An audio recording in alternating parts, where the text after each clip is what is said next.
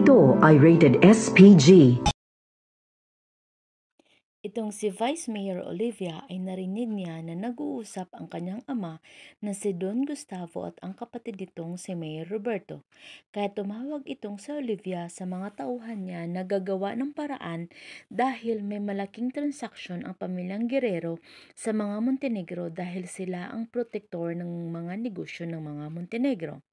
Ayun na nga, napalpak ang transaksyon ng mga Montenegro sa negosyanteng si Mr. Kwan at malaking pera ang nawalan nito at lalong-lalo na ang mga laman ng isang truck na mga pictos na bininta ni Mr. Kwan sa mga Montenegro.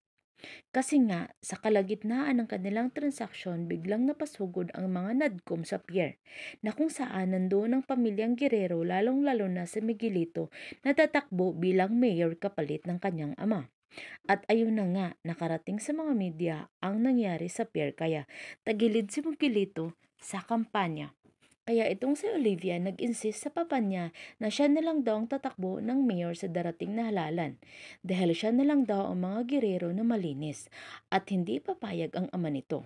At sabi niya, hinding-hindi siya tatakbo sa darating na halalan kaya nadismaya ito at umiyak kaya umalis ito at pumunta sa mga Montenegro at kinausap si Don Julio, Roberto at Tanggol na tulungan at suportahan nila si Olivia dahil tatakbo siya ng mayor at inalok niya na patakbuhin si Tanggol na maging vice mayor niya ito.